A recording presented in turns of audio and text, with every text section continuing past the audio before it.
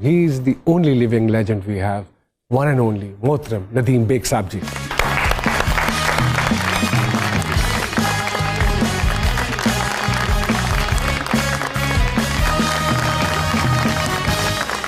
Sir, Assalamu alaikum. Walaikum assalam. And sir, thank you very much for giving us this honor. Thank you so much for calling me here. और आपके होते हुए मैंने ये मुनासिब ही नहीं समझा कि मैं उस कुर्सी पे विराजमान हो सकूं। ये बिल्कुल आपके लिए ही बनी। मैंने जबरदस्ती कब्जा कर लिया। आप मुस्तकिल यहीं बैठे हम तो। बल्कि हम चाहेंगे कि आप हमारे साथ मुस्तकिल यही बैठे।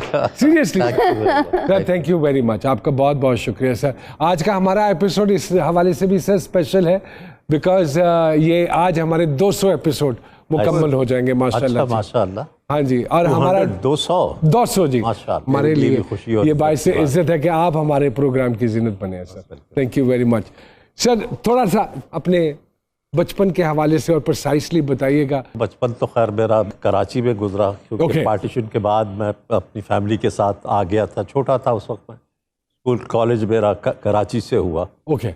उसके बाद मेरा ढाका जाना हुआ जहाँ से मैं फिल्म्स में आया, इंट्रोड्यूस हुआ। लेकिन जो चीज़ मुझे समझ में नहीं आई वो ये कि क्या पाकिस्तानियों को नहीं था अंदाजा कि आप एक्टर बन सकते हैं जो ढाका वाया ढाका आप एंटर हुए फिल्म। पहले वो पाकिस्तानी था ना। अच्छा। वजीज पाकिस्तान, ईस्ट एंड वेस्ट, वो बाद में काट के उसको अलग कर दिया। अदरवाइज तो हमारा था वो। और मैं जब वहाँ गया, यहाँ से कराची से गया, तो मैंने कभी सोचा भी नहीं था कि इस फील्ड में मेरा आना होगा। मैंने कभी नहीं सोचा था। थोड़ा बहुत मुझे गाने का शौक था तो स्कूल कॉलेज के में गाता था। हाँ जी। तो ढाका में मेरी रोबिन घोष साहब से मुलाकात हो गई, म्यूजिक डायरेक्टर जो पाकिस्तान का बहुत बड़ा नाम। हाँ जी। तो उनके साथ बैठ के मैं जो ट्यून्स बनाते रहते थे तो मैं शौकिया में भी गुनगुनाता था, करता था। फिर वहाँ का एक टीवी प्रोग्राम मैंने किया।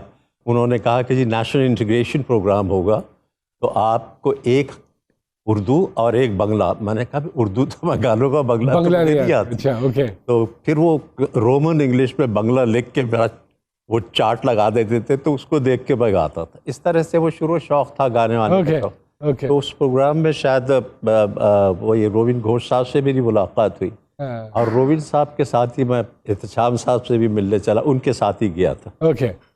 और इत्तेफाक की बात है कि रोबिन साहब को एक गाना रिकॉर्ड करना था तो मैं सुनने के लिए चला गया स्टूडियो को, मुझे शौक था, म्यूजिक से लगाव था गाने का। मैं सुनने के लिए गया तो एहतशाम साहब को शायद जिन साहब से वो गवा रहे थे उनकी आवाज़ उनको नहीं पसंद आई।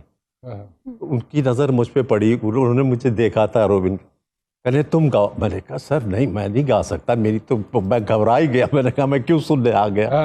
और वो फिरदौसी बेगम मेरे सामने खड़ी हुई थी। अब वो एक बड़ा नाम था, सिंगर थी। मैं हाँ लिटरली मेरी टांगें काँप रही थी जब मैं उनके साथ वो गाना गाया। और वो गाना अजीम साहब उस फिल्म के हीरो थे, चकोरी के। अच्छा। उनके लिए मैंने वो गाना गाया, कहाँ हो तुमको ढूंढ। And that is 1966 if I am not wrong. हाँ, मोस्ट प्रॉब्ली 66 और 67। ओके, ऐसा ही। ओके। तो वो रोबिन, मैंने वो गाना गा दिया। बहरहाल जैसा भी हो गया, अजीम साहब के लिए वो गाना मैंने गाया। मैं खुश भी था कि गाना ही गले पड़ गया, चांस मिल गया गाने का। तो फिर मुझे एक दिन मुझे एहतशाम साहब ने कहा कि तुम मेरी फिल्म में एक्टिंग करो। मैंने कहा सर एक्टिंग तो मैं बिल्कुल नहीं कर सकता, मैंने ज़िंदगी में कभी नहीं किया, ना मैं स्टेज पे आया हूँ ना टीवी में आया हूँ। मुझे गाने का थोड़ा बहुत शौक़ है तो आप मुझे गाने ही कर। कहने नहीं, मैं गाने का भी दूंगा, तुम काम करो। तो फिर मेरी नई जॉब थी जब मैं ढाका गया था। मैं अपने बॉस के पास गया, मैंने कहा सर वो मुझे एहतशाम साहब कह रहे कि आप फिल्म में काम करें तो मेरी तो जॉब। उन्होंने वो भी चूँकि ज़हीर रेहान एक बहुत क्रिएटिव डायरेक्टर थे, वो खुद भी डायरेक्टर थे, तो उन्होंने कहा कोई बात नहीं, तुम्हें मैं छुट्टी देता हूँ विद पे 1 महीने की। मैंने कहा अच्छा चले देखते। तो फिर मैंने वो ये कैसी you know man proposes God disposes वाली बात है, बिल्कुल। तो फिर वो तो मैं चले गए। अब मेरी समझ में नहीं आ रहा था, एक्टिंग तो मैंने कभी की नहीं थी। अब बहरहाल कॉक्सेस बाज़ार वहाँ का बीच है, वहाँ पे शूटिंग करनी थी। हम वहाँ पहुँच गए, मुझे सारी रात नींद नहीं आई। और वो मैंने जो सुबह शूटिंग जो करनी थी वो सीन लेके मैं रटता रहा, याद करता रहा कि मैं भूल ना जाऊँ। अब सुबह शूटिंग आई, वो लाइटिंग वाइटिंग हुई। मैंने पहले कभी फेस नहीं किया था कैमरा। तो मैंने चूंकि बहुत रट लिया था तो सारा सीन मैंने सही बोल दिया। तो मुझे कैमरामैन ने कहा कि भाई एक शॉट और दीजिए। मैंने कहा कि क्यों, मैंने तो सही बोला है, मैंने तो कोई गलती तो नहीं। कहने लगे आपने सब कुछ सही बोला है, लेकिन आपने जो कुछ बोला है मेरी फील्ड से बाहर जाके बोला है। फ्रेम से बाहर जाके। हाँ, तो मैं फ्रेम से बाहर तो मैंने कहा भाई फ्रेम क्या होता है मुझे नहीं पता, आप फॉलो कर ले या मुझे बता दे पहले। Oh my God. इस तरह से कि नौमान मेरा करियर शुरू हुआ। और वो फिल्म जब मुकम्मल हो के स्टूडियो में देखा, फ्रेश शो था, तो मैं भी पीछे बैठ गया। मैंने अपने आप को पहले कभी देखा नहीं था। तो मैंने देखा तो मैंने दिल में सोचा कि खुदाया मुझे क्या ज़रूरत थी इसमें काम करने की। मेरे क्लास फेलोज देखेंगे, मेरी फैमिली वाले देखेंगे, मेरे दोस्त सारे। तो मैं पीछे से गया, जाके अपने कमरे में चादर ओढ़ के सो गया आराम से कि मैंने खामखा ये फिल्म। मेरे वहमो गुमान में नहीं था कि वो पहली फिल्म चकोरी लोगों को इतनी पसंद आई। मैं सोच ही नहीं सकता था। जब मुझे लोग कहते थे हिट हो गए, मैंने कहा मेरा दिल रखने के लिए कह रहे हैं कहाँ की हिट वेट होनी है, कौन नदीम, कौन शबाना। और शबाना थी मेरी हीरोइन पहले। अच्छा, ओके। कौन जानता। बट स्लोली एंड ग्रेजुअली मुझे लगा कि हाँ ये तो हिट हो गई। तो इस तरह से मेरा करियर शुरू हुआ। अरे वाह वाह। और फिर उसके बाद अल्लाह का करम हुआ कि लोगों ने मुझे काफ़ी बर्दाश्त करना शुरू किया पर्दे पे। फिर देखते गए। And sir approximately how many films? Exactly तो मुझे याद नहीं है। मोस्ट प्रॉब्ली 250-300 फिल्में तो होगी मेरी फिल्में। और कितनी मुझे पूरा नंबर तो मुझे सही तौर पर।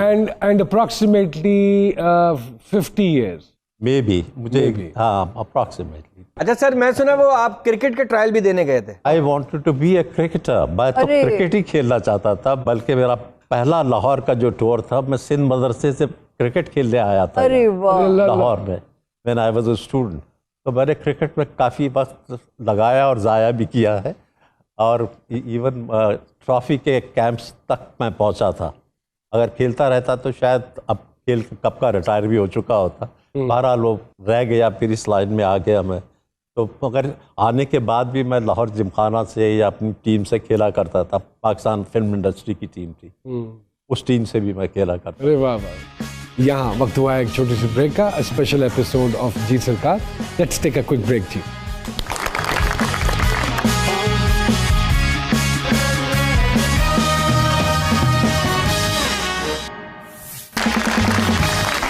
Welcome back to G Sarkar. तो सर इतने माशाल्लाह अदवार देखे आपने, और it's been almost nevertheless 57 years now. और कौन सा ऐसा अवार्ड है प्राइड ऑफ परफॉर्मेंस से लेके जितने भी Nigar award and what's not award, Allah का करम है, लोगों की पसंद है, लोगों की दुआ है। और इतना अच्छा टाइम फिल्म इंडस्ट्री का आपने देखा है। अब तो खैर हसरत ही रहेगी लोगों को वो वाली चकाचौंध देख सके जो चकाचौंध ये इन स्टूडियोज में हुआ करती थी। What do you think sir, कैसा महसूस होता है? दुख होता है मुझे देख। और आप किसको बेसिकली कसूरवार ठहराते हैं ये जो 15-20 साल पहले एक डाउनफॉल आया है हमारी इंडस्ट्री में? कई वजूहात है नौमान। एक तो हमारा मुल्क कटा आधा हो गया।